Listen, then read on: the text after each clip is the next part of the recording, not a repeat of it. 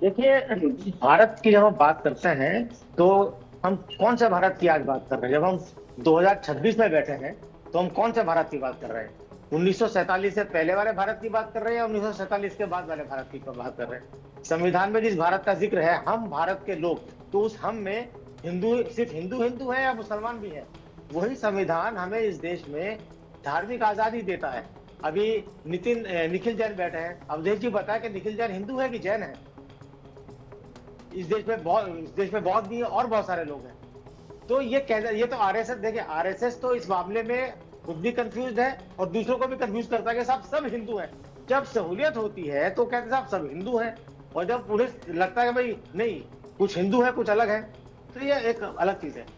जब भारत का संविधान आपको अपने धर्म के अनुसार आचरण, धर्म को, किसी भी धर्म को अपनाने, उसे प्रैक्टिस करने, उसे प्रोपेगेट करने की आजादी देता है, तो फिर कोई भी व्यक्ति या कोई संगठन उस संविधान के खिलाफ अगर कोई बात करेगा, जबरदस्ती थोपने वाली बात करेगा, तो ये फिर देश क्या उसे संविधान विरोधी नहीं माना जाना चाहिए?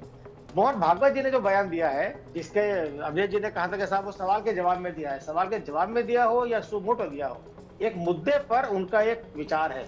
उनसे जुड़े हुए संगठन, आरएसएस से जुड़े हुए संगठन लगातार ये कोशिश करते हैं। घर वापसी का कार्यक्रम आज से तो नहीं चल रहा है, 100 साल से ज्यादा से चल रहा है। जब आजादी की लड़ाई चल रही थी उस समय भी कांग्रेस के भी कुछ नेता धर्म घर वापसी का कार्यक्रम चला रहे थे बाकायदा।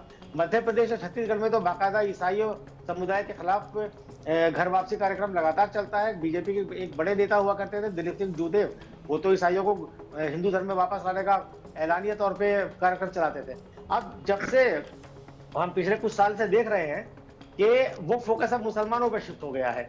2014 में आगरा में बजरंग दल और विश्व हिंदू परिषद ने दावा किया कि 300 से 400 लोगों का हमने धर्मांतरण करा के उन्हें हिंदू धर्म में शामिल कराया गया है। वो बेहद गरीब लोग थे, झुग्गी झोपड़ी में रहते थे, और उन्हें ये लालच दिया गया कि हम, अगर तुम हिंदू धर्म अपना लोगे तो तुम्हें हम आधार कार्ड तुम्हारा बन जाएगा, वोटिंग राइट मिल जाएगा, बहुत सारी चीजें दी गई हैं।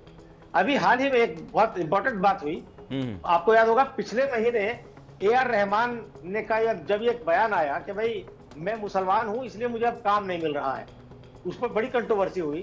तो अनूप जलोटा ने क्या कहा कि अगर आपको काम चाहिए तो आप हिंदू बन जाइए फिर से, क्योंकि आप पहले हिंदू थे, हिंदू से मुसलमान हुए थे। तो क्या मोहन भागवत के कहने का मतलब यह है कि अब मुसलमान तभी सुरक्षित रहेगा जब आप इस पर घर वापसी कर लेंगे? घर वापसी की प्रक्रिया क्यों तेज करना चाहते हैं?